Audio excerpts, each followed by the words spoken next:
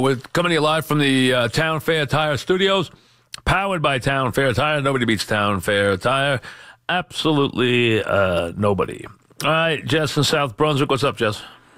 Hey, Mike. You hear all this talk about the trade, the Grom, this and that, but this trade, I'm just saying, is never going to happen. No one thinks it is. They're not trading Torres for DeGrom. They already said they wouldn't trade Torres. We're having fun. They ain't going to trade him. They already said he's untouchable. This organization is not giving up a 21-year-old future superstar for a 30-year-old pitcher who might have 5 years less than him. Hey, we don't have that kind of desperation. They're the ones knocking on the door asking for the pitcher, okay? But not for Torres, though. Well, then you know what? Then don't call. Don't call. Okay. Don't call. In 1996, if the Yankees got rid of Derek Jeter for a pitcher... Hey, Jess, you don't get one of the best pitchers in baseball for nothing, okay? This guy's one of the best pitchers in baseball. He could be the difference between winning and losing for the Yankees. Yankees would be thrilled. They would be ecstatic if they could get their hands on this guy. You're not going to get him for cheap. You're not going to steal him because you think because you're the Yankees you get to get whatever you want. It doesn't work that way. Why? No, but why? And you're the one calling about it. So if you're asking for the pitcher, then don't act like anything that would be asked for is out of control. You're the one asking for the pitcher. But why is it only Torres, though? He's your best pitcher. Why? Because he's one of the best couple of pitchers in the sport. Put yourself in the other team's shoes. When you make a trade, try this sometime. Put yourself in the other team's shoes and tell me if you make the trade. But look at the position they're in now, even with the Grom. Put yourself in the other team. Yeah, see, but you're gonna try to come up with a way that I'm gonna screw the Mets. And I'm going to make it seem like I'm not, but I am, because that's really my motivation, okay? Because you came on downgrading DeGrom. Okay, you came on downgrading the guy. He is right now a far better player than Torres is in Major League Baseball. But for an organization to look for the future, I understand that, but you're talking about a pitcher, a premier starting pitcher. They're precious. They are precious. And if you want one, he could change the entire franchise. He could be the difference between winning a championship and not winning a championship. You don't get him for nothing. You don't. So you move on and you don't think about the Mets and you look for a different pitcher. Then fine. Then don't. You're the one who brought up DeGrom. Martin and Guilford, what's up, Martin? Yeah, I'd love to see a way to get Didi on the team, but we have no pitcher to get him. But I have another question for you.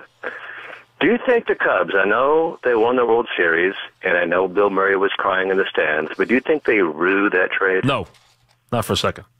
All right. That was a career maker for Theo.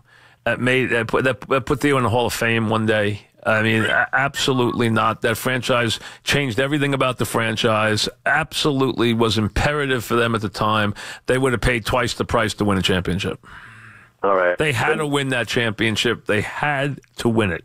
And they would have paid any price, and they did pay a heavy price, but they knew they were paying a heavy price, and they had to pay it. That's all there is to it. What a fleecing by the Yankees. Wasn't really even, listen, everyone knew about him. I mean, hey, amazingly, the question is this. If the Cubs had been willing to trade Schwarber, would the Yankees have taken it instead?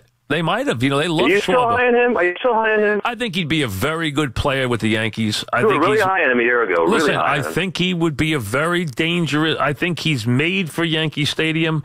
I think he's a guy that if you put him in the. First of all, he's a DH. Let's be honest. Yeah. Okay. So if you put him every day in Yankee Stadium, playing 80 games in Yankee Stadium, he is going to absolutely cause havoc. Absolute havoc. Because of how his swing and his power.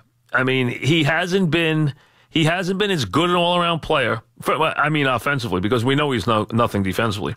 But he hasn't been as good an all-around hitter as we thought he was going to be. But he has tremendous power, and let's be honest, he is absolutely made to hit in a place like Yankee Stadium. I mean, the guy this year has 15 home runs.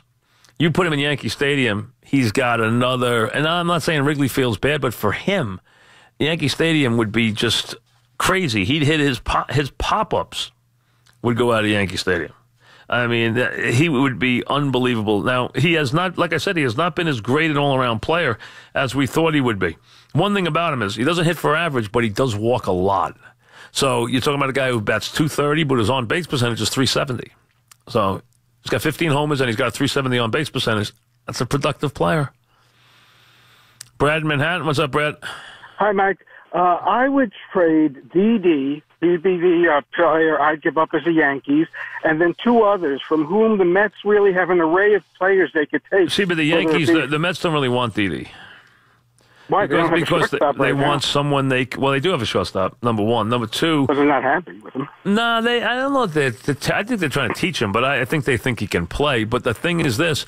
They want players they can control who aren't going to cost them a ton of money next year. Didi's not one of those players. He's going to cost them a lot of money.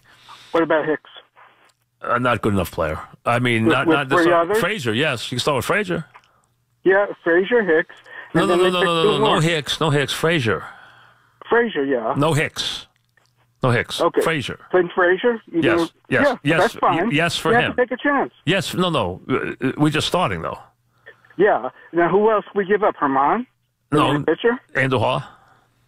No. Let's take for a second. Take Torres and No. You can't take them both off the table and ask for DeGrom. It would not. It doesn't work. Mike, do you think you can create from all the Yankee players, array of players, a package that the Mets would also feel a win-win? No, not without both of those players. No, they could not take both. See, you could not sell it to the Mets. You could not sell it to the Met fan if you took Andujar and DeGrom and Frazier and Torres. If you took Andujar and Torres out of the trade and made the trade, the Met fan would feel he got completely fleeced. But the Mets would. Hopefully, Omar would be smarter. Well, wait a second. You're looking at it only from the Yankee position. No, I'm looking at it from the Mets. Well, wait a second. Then they want Andujar. I listened to you about Torres. All right, Torres is a special player, but now I want extra players because I'm not getting Torres, and I want Andujar and Frazier to start. That's what I'm starting. I'm starting with Andujar and Frazier. If you say no to either one of them, then I hang up the phone. Okay, I understand. Okay, so because you cannot ask for a guy like DeGrom and not pay for him. It can't be, listen, this is best for you. I'm going to give you 4 other guys, okay? I know you, listen, it's okay. I want DeGrom, okay? That's like me saying, it's like the Mets saying, hey, you want DeGrom? I'm not giving you DeGrom. I'm going to give you Lugo, okay? But listen, it's good for you. I'm telling you, it's good for you. It doesn't work that way. I understand the Mets aren't going to trade the Yankees aren't going to trade Torres. So when they say no to Torres, what you tell them in the negotiation is, that's your last no. You don't have any more no's. If you say no again, I hang up the phone. So I start asking for players. If you say no again after Torres, we have nothing to talk about. That's your only no. Billy in Bay Ridge. What's up, Billy? Hey, Mike. Farm system and all. Mm-hmm. How far are the Mets behind the Braves, Philly, and Washington? They're behind them. They're behind them right now. But you know what? Things can change very quickly. They can change quickly if you make the right deals. They can change quickly if you make the right decisions. They're behind them. They're especially behind the Braves, who have arrived ahead of schedule. All right, and the Braves have mixed it. You see, the Braves have done a couple of things here, though, that's going to be interesting to see how they do it right now. The Braves are in this. They can go to the playoffs this year. The question is now, do they give away some of their farm system to get the players they need?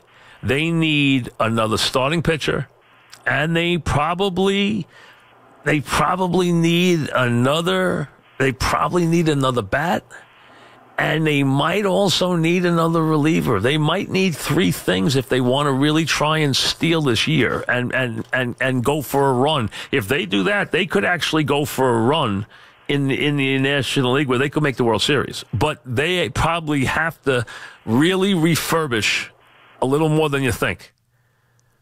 They have a good blend. They got the kids. They have Markakis having a career year. They got Freddie Freeman having an MVP season. But they still are a little lean in a couple of areas. Back after this.